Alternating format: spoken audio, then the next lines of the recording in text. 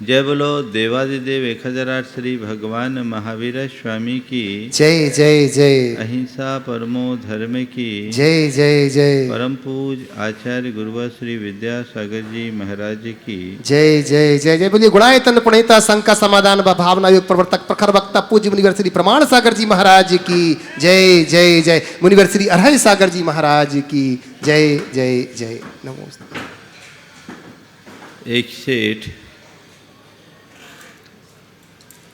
किसी पहुँचे हुए संत के चरणों में पहुँचा और उनसे निवेदन किया, गुरुदेव, जीवन में धन पैसे की उपयोगिता दिखती है, शरीर के स्वास्थ्य का प्रभाव भी दिखता है, पद प्रतिष्ठा का महत्व भी लक्षित होता है, लेकिन धर्म का सीधा कोई लाभ या उपयोग दिखाई नहीं पड़ता। फिर भी आप लोग सबसे ज़्यादा धर्म की दुहाई क्यों देते हैं और लोग धर्माचरण के लिए इतना बल क्यों देते हैं जो दिखता भी नहीं। उसकी जिज्ञासा सुनकर संत मुस्कुराए और पास खड़ी हवेली की ओर इशारा करते हुए पूछा, सामने खड़ी हवेली तुम्हें दिखाई पड़ रही? बोले हाँ दिख रहा। तुम पूरी हवेली को देख रहे हो? बोले हाँ मैं पूरी हवेली को देख रहा हूँ। तो तुम जितना देख रहे हो हवेली उतनी? बोले हाँ जितना मैं देख रहा हूँ हवेली उतनी, मैं पूरी हवेली को देख रहा हूँ। संत ने पूछा, ये बताओ इसकी नींव किधर है? नींव किधर है? नींव वो तो दिखाई नहीं पड़ रही, जमीन के भीतर है। अब की बार संत ने उसे संबोधते हुए कहा कि बस इस हवेली का ऊपरी रूप तुम्हें दिखाई पड़ रहा है, नींव दिखाई नहीं पड़ रही, पर ये बताओ नींव हटा दूं तो कुछ दिखेगा? बोले कुछ नहीं, सब धराशायी हो जाएगा। तो कहा मैं तुमसे इतना ही कहना चाहता हूँ, जो स्थान किसी हवेली की स्थिरता के लिए नींव का है, वही स्थान जीवन की स्थिरता के लिए धर्म का है। जैसे नींव नजर नहीं आती, वैसे धर्म का प्रत्यक्ष लाभ दिखाई भले न पड़े, लेकिन धर्म के बिना जीवन में स्थिरता नहीं आती। आज धर्म पुरुषार्थ के क्रम में दूसरे सवाल की चर्चा मैं आज आप सबसे करूंगा। धर्म क्यों? आप सब धर्मी हो कि नहीं हो? बोलो, है ना? धर्मी हो, धर्म करते हो, क्यों करते हो? आप लोग धर्म क्यों करते हो? क्या उत्तर है? हाँ? मेरे देखे धर्म करने का 4 प्रयोजन दिखाई पड़ता है। ज़्यादातर लोग धर्म इसलिए करते हैं कि माँ बाप ने संस्कार दिया है, परंपरा से हमें सीख मिली है कि धर्म करना चाहिए, सो हम धर्म करते हैं। एक कंसेप्ट ये है। दूसरा कंसेप्ट ये है कि धर्म करेंगे तो हमारा दुख दारिद्र नष्ट हो जाएगा, शोक संताप मिट जाएगा, संकट टल जाएंगे, इसलिए भी धर्म करते हैं। तीसरे लोग हैं जो धर्म करते हैं इसलिए कि धर्म करेंगे पुण्य मिलेगा, हमें सद्गति मिलेगी, हम स्वर्ग में जाएंगे। और धर्म करने का चौथा उद्देश्य है कि धर्म करेंगे तो मेरा जीवन संवरेगा, मेरी आत्मा पवित्र होगी, मेरी आत्मा का कल्याण होगा। अपने अंदर झांक कर देखो, मेरा कंसेप्ट क्या है? मैं धर्म कर रहा हूं तो पहले उद्देश्य से, दूसरे से, तीसरे से या चौथे से? किस लिए? एक बार मैंने ऐसी सवाल किया तो कहा महाराज मेरा तो चारों उद्देश्य है। चारों उद्देश्य है? बोले ठीक, कैसे? बोले माँ बाप का मैं बड़ा आभारी हूँ क्योंकि उन्होंने मुझे संस्कार दिया धर्म करने का। अगर वो संस्कार नहीं दिए होते तो मैं अधर्मी, पापी और नीच बना होता। इस अर्थ में आप सब लोग भाग्यशाली हो। भाग्यशाली हो कि नहीं हो? अगर ये संस्कार नहीं मिले होते तो आज क्या यहां होते? तो ये बुरा नहीं है, लेकिन माँ बाप ने संस्कार दिया धर्म करने का, सो धर्म करने में तो लग गए, पर केवल करने में लगे, किस लिए करना ये तो सोचो। ये उद्देश्य अच्छा है पर पर्याप्त नहीं है।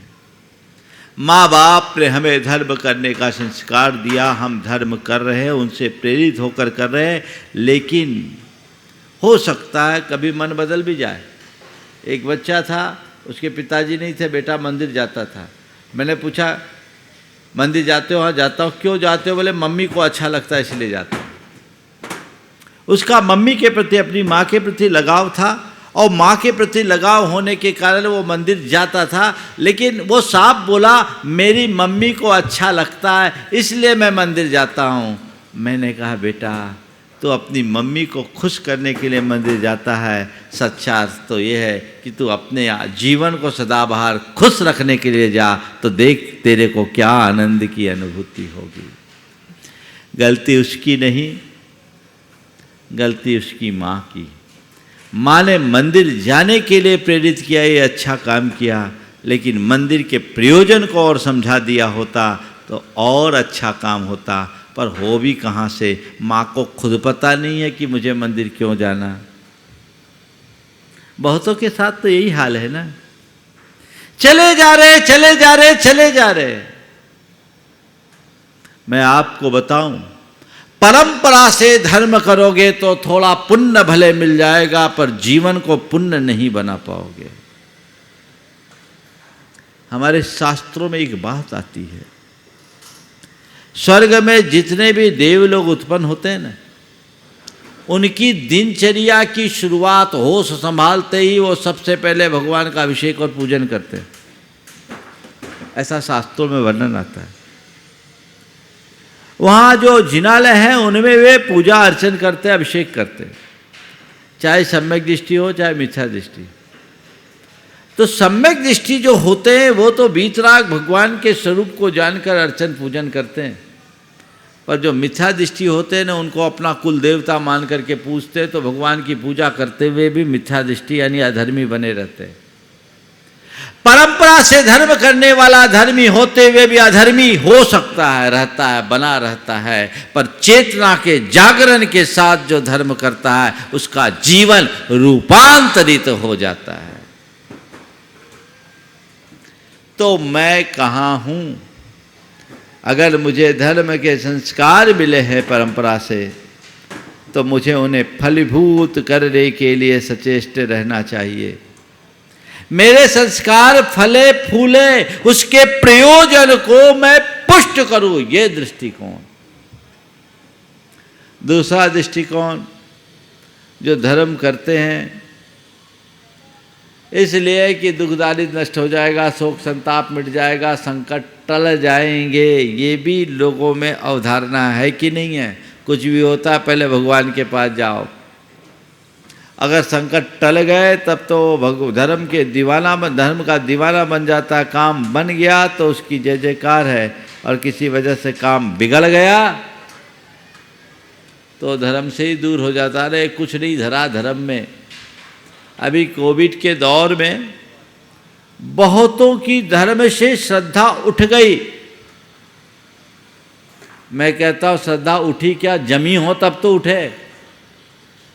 वो असल धर्म की पहचान ही नहीं थी, उसके धर्म के प्रयोजन का उसे बोध ही नहीं था, भान ही नहीं था, तो उसकी श्रद्धा आखिर जमेगी कैसे? धर्म की श्रद्धा को जमाने के लिए अंतरंग से जुड़ने और जागने की जरूरत है, उसे पहचानने की जरूरत है।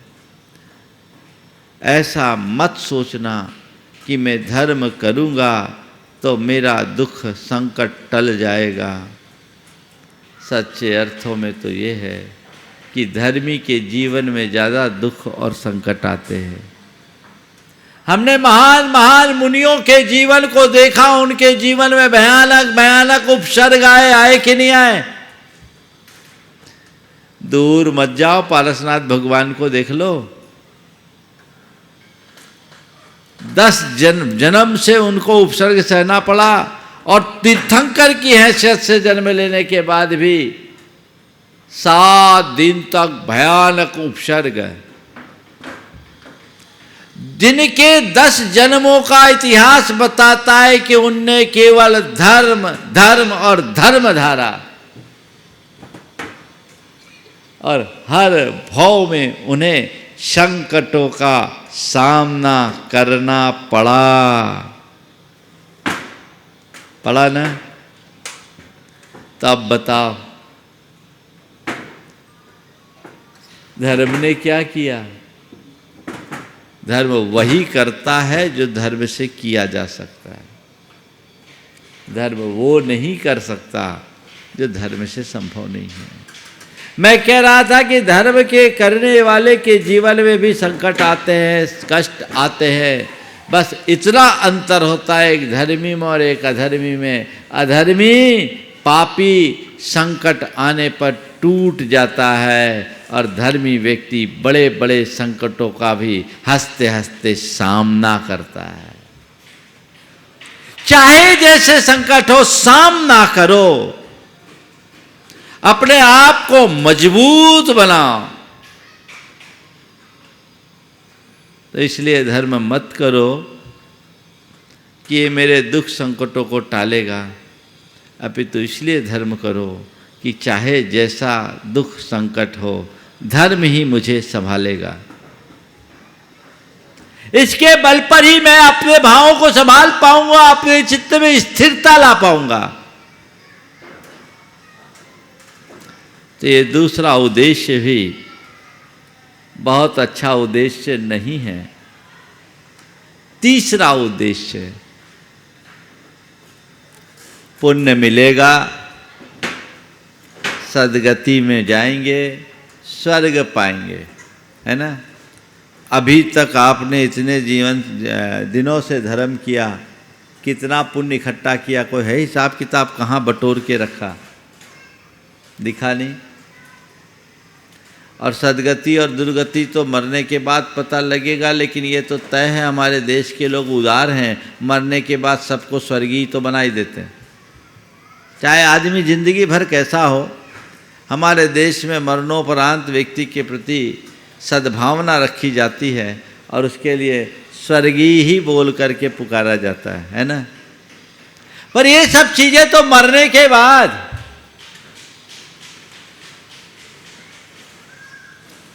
ये उद्देश्य लेकर करोगे तो तुम धर्म का जो लाभ मिलना चाहिए उससे वंचित रहोगे।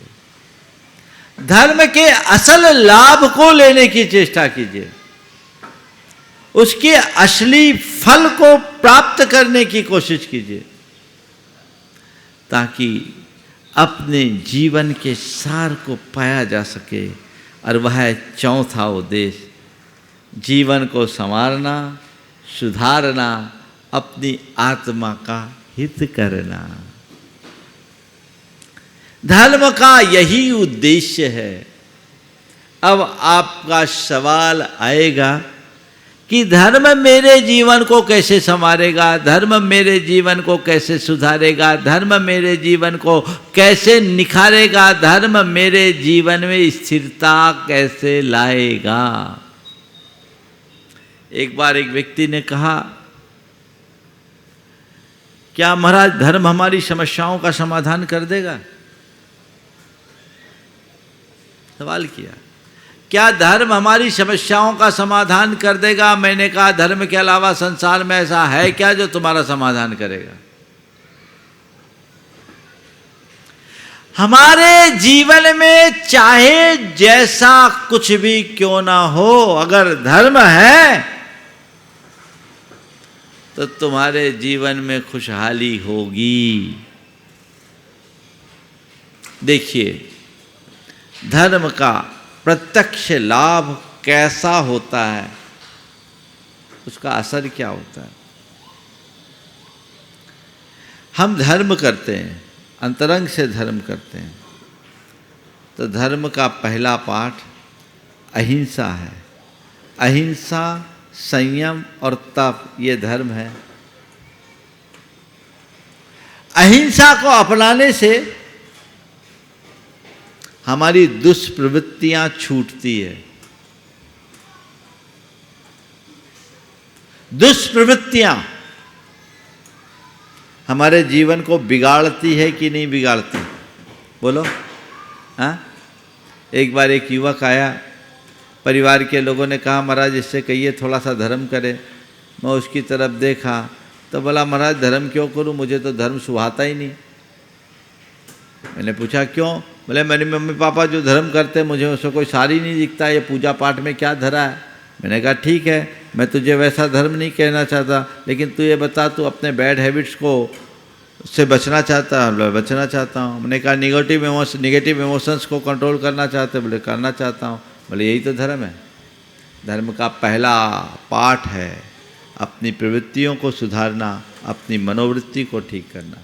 वृत्ति और प्रवृत्ति में सुधार ही धर्म का पहला लक्ष्य है, और हमारे जीवन में जो भी सुधार आएगा वो इन्हीं के बदौलत आएगा। क्यों? क्योंकि हमारी सोच ही हमारे जीवन को बनाता है, और हमारी सोच से ही हमारा जीवन बिगड़ता है। अपनी सोच को अच्छी रखने का पाठ हमें केवल धर्म सिखाता है। तो धर्म को इस तरीके से हम धारण करें जिससे जीवन में बदलाव आए, आत्मसंयम, आत्मनियंत्रण हमारे अंदर हो, आत्मविश्वास हमारे भीतर हो, तो हम आत्मसंतोष को प्राप्त करेंगे। संयम जीवन का सबसे बड़ा आधार है, जो धर्मी होने की पहचान है। मैं धर्म करता तो हूँ, पर मेरे अंदर संयम कितना ये मुझे देखना है। यदि मैं संयम में जी रहा हूं तो समझना धर्म में जी रहा हूं, और मुझ में असंयम आया तो अधर्म में। संयम में सुख है, असंयम में दुख। ये जीवन का अनुभव है कि नहीं है, बोलो। हाँ, है ना? जब भी जिस प्रकार का असंयम होता है दुख होता है, और जहाँ संयम होता है वहाँ सुख होता है। तो धर्म तो हमें यही सिखाता है, भैया संयम धरो ताकि सुखी रहो।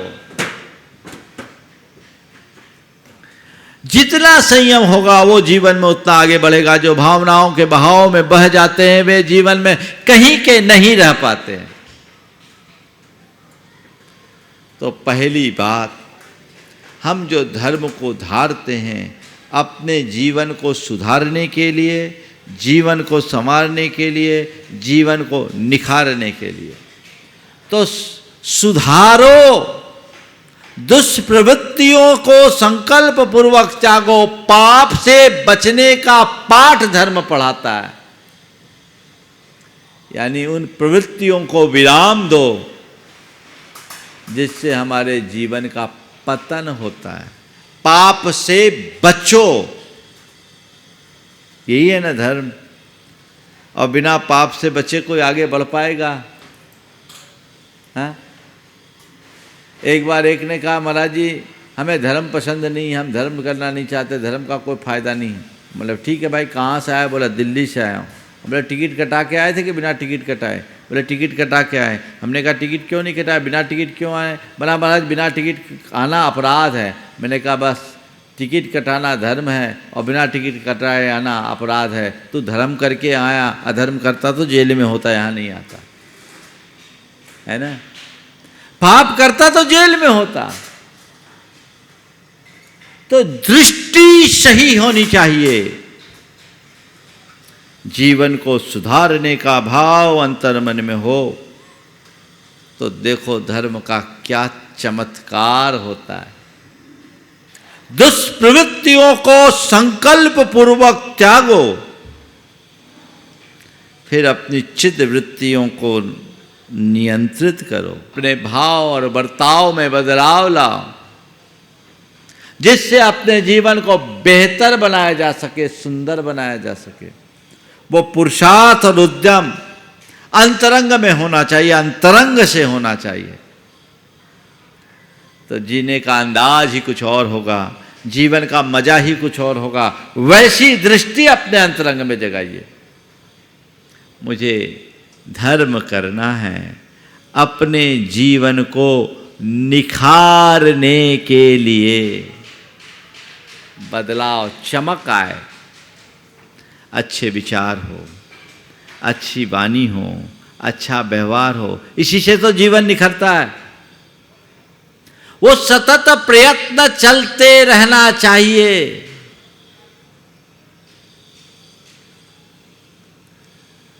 तो सुधारने, संवारने और निखारने के लिए धर्म करो, और धर्म का सबसे पहल महत्वपूर्ण पक्ष है जीवन में स्थिरता रखना। चाहे कितना भी उतार चढ़ाव क्यों ना हो, तुम्हारे जीवन में ठहराव होना चाहिए। धर्म का पहला पाठ है कि तुम्हारे जीवन में जो भी सुख दुख, संयोग वियोग, मान अपमान, जय पराजय है, हानि लाभ है, ये सब संयोगों के ऊपर निर्भर है। संयोग तुम्हारे हाथ में नहीं है, ये बनते हैं और बदलते हैं। तुम अपने अनुकूल संयोगों में हर्षित होते हो और संयोगों के प्रतिकूल होने पर विषाद मग्न हो जाते हो, दुखी हो जाते हो।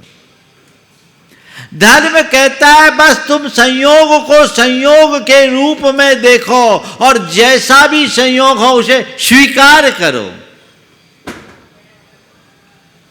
ये संयोग है, अच्छा है तो संयोग है, बुरा है तो संयोग है, सुख है तो संयोग है, दुख है तो संयोग है, मान है तो संयोग है, अपमान है तो संयोग है, लाभ है तो संयोग है, हानि है तो संयोग है, जीवन है तो संयोग है, मरण है तो संयोग है, पाना है तो संयोग है, खोना है तो संयोग है, जीत है तो संयोग है, हार है तो संयोग है। और जितने भी संयोग हैं वे सब के सब अस्थायी हैं, बदलने वाले हैं। जैसे सदैव दिन नहीं रहता, दिन के बाद रात आती है और रात के बाद प्रभात होता है, हमेशा शुक्ल पक्ष नहीं होता, शुक्ल पक्ष के बाद कृष्ण पक्ष और कृष्ण पक्ष के बाद शुक्ल पक्ष होता है। ऐसे ही संयोगों में एक रूपता नहीं होती। इस सत्य को जानकर संयोग को संयोग मानो और हर संयोग में अपनी स्थिरता बनाए रखना ही धर्म का चरम रूप है। और ये ताकत में धर्म देता है और साथ ही साथ धर्म एक बात और सिखाता है कि संयोग चाहे जैसे बने बदले, पर तुम्हारा न बिगाड़ होना है न सुधार होना है। सूरज के आगे चाहे कितने घने बादल क्यों ना हो जाए। अभी परसों के दिन 4 बजे ऐसा घुप अंधेरा हो गया मानो रात ही हो गई, एकदम अंधेरा। लेकिन देखते देखते हवा चली, सूरज फिर से अपने प्रताप के साथ खड़ा हो गया। तो मैं आप सबसे यही कहता हूं, चाहे सूरज के आगे कितनी भी घनघोर घटाएं क्यों ना हो, वो सूरज के प्रताप को नष्ट नहीं कर सकती। बादल छटते हैं और सूर्य का प्रकाश प्रकट होता है। ऐसे ही तुम्हारे जीवन में चाहे जैसे कितने भी बुरे संयोग क्यों ना हो, कोई भी स्थिर नहीं होते, अंततः संयोग बदलते हैं और जीवन की दिशा परिवर्तित होती है। बदलेंगे, इसलिए विचलित मत हो, अच्छे हो या बुरे, संयोग को संयोग मानो। ये समझ कौन देता है? ये समझ धर्म देता है। और जिसके अंदर ऐसी समझ आ जाती है उसके जीवन में स्थिरता होती है। अभी एक युवक कुछ दिन पूर्व मेरे पास आया। कोविड के दौर में उसकी धर्मपत्नी चल बसी। उसने कहा, महाराज जी मैं बहुत अधर्मी था, पर कोविड काल में आपको सुनना शुरू किया। आपके रोज प्रवचन सुनता था और आज भी मैं सुनता हूँ। इसी दौरान महाराज मेरी धर्मपत्नी संक्रमित हो गई, उसे बचाया नहीं जा सका। लेकिन महाराज जी आपके प्रवचन ने ऐसी ताकत दी कि आज मैं स्थिर हूँ। इस घटना को अगर मैं आपसे नहीं जुड़ा होता, आपके प्रवचनों से प्रभावित नहीं होता, तो मैं स्वीकार नहीं कर पाता, मैं डिप्रेशन में चला जाता। लेकिन ऐसी ताकत मिली कि मेरे लिए वो वज्राघात था, लेकिन फिर भी मैं संभल गया। अब मुझे लगता है कि धर्म की क्या महिमा है। पहले मैं लोगों का मजाक उड़ाया करता था कि धर्म से घर में रोटी आ जाएगी क्या, पर अब समझ में आता है रोटी से भी ज़्यादा ज़रूरी मन का समाधान है, जो केवल धर्म से मिल सकता है और किसी से नहीं। भूखा आदमी आराम से रह सकता है, लेकिन अशांत मन से कोई जी नहीं सकता। मुझे अब समझ में आया कि धर्म की महिमा क्या है। तो जीवन में स्थिरता लाना चाहते हो, धर्म का आलंबन लो। चीजें हमारे तुम्हारे नियंत्रण से बाहर है, पर चाहे जैसे संयोग हो, स्थिरता बनाए रखो, ये मेरे हाथ में है। तो धर्म तुम्हारे भीतर एक ऐसा पराक्रम प्रकट करता है जो बड़ी से बड़ी या विकट से विकट स्थिति का सामना करने में समर्थ बनाता है। ये पराक्रम बाहर से नहीं होगा। तुम्हारे पास अपार दौलत हो सकती है, लोक में तुम्हारी खूब शोहरत हो सकती है, और तुम्हारी चाहे कितनी भी अच्छी सेहत हो, ये दौलत, ये शोहरत, ये सेहत, अगर तुम्हारे हृदय में धर्म की समझ नहीं है तो कब बिखर जाए कहा नहीं जा सकता।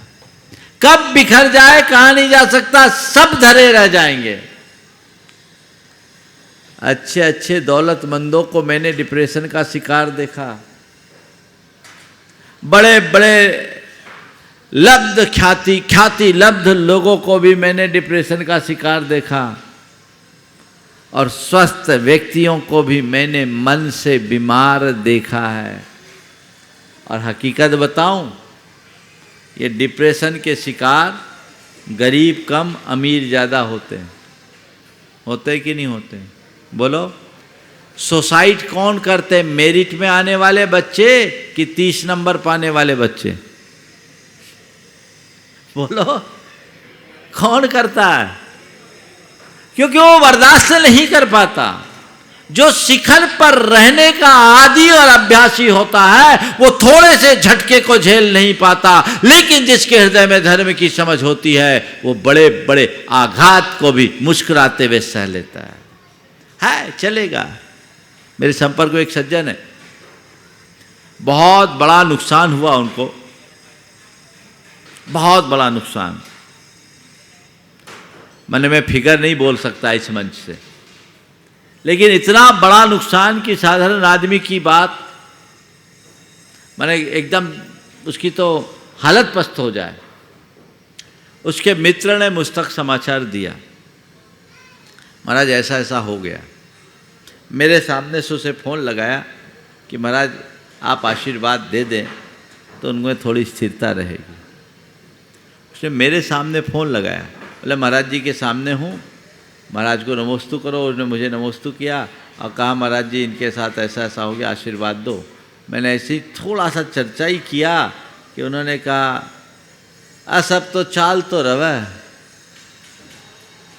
ये सब तो चलता रहता है, व्यापार में चलता रहता है। महाराज से कहो कि जो गया सो गया, मेरा था जो था क्या जो गया, जो जाना है सो जाएगा। महाराज हम जब अपने कैरियर की शुरुआत किए थे तो मात्र 500 रुपया लेकर आए थे, आज सब जाने के बाद भी उससे मैं बेहतर हूँ, क्यों रहूँ।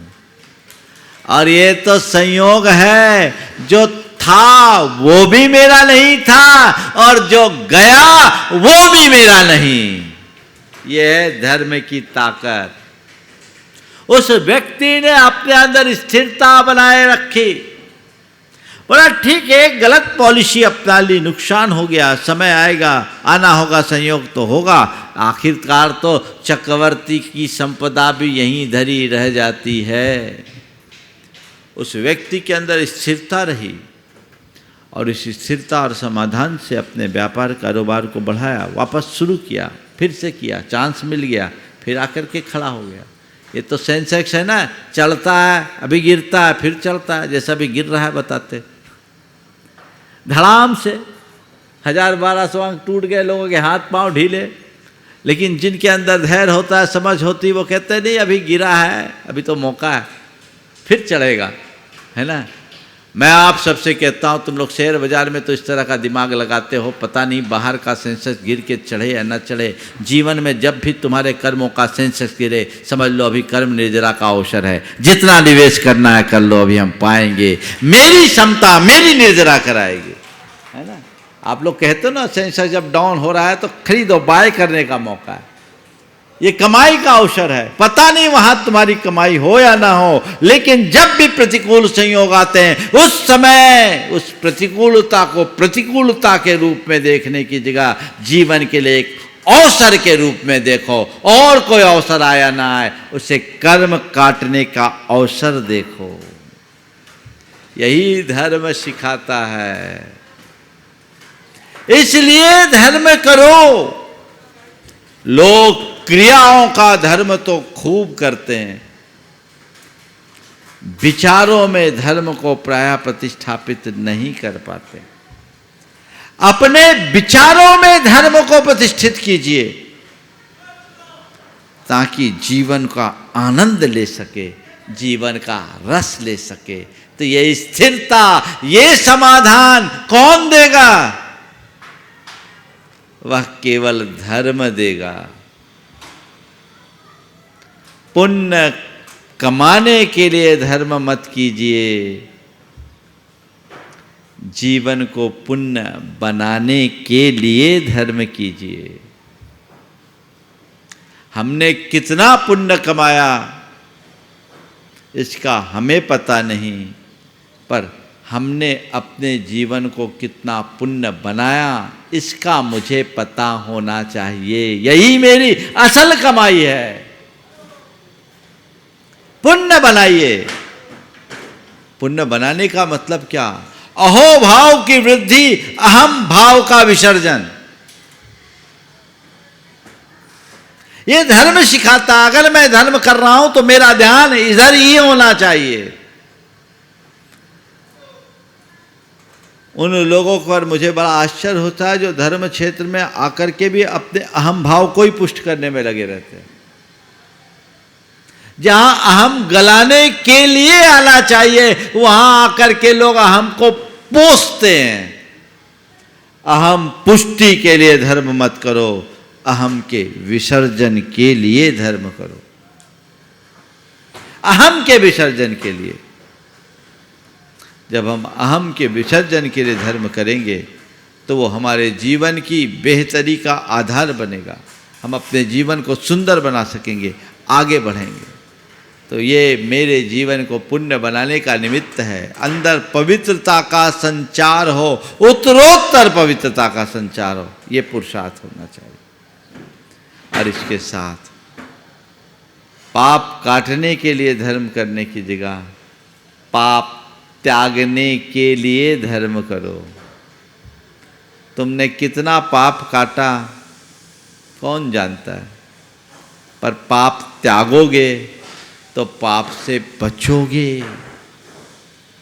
धर्म क्षेत्र में आगे बढ़ रहे हो, पाप को त्यागो, पाप से बचो। पाप आत्मा का पतन करता है और वो पापात्मक प्रवृत्तियां जब तक तुम्हारे साथ जुड़ी है पाप हावी होगा।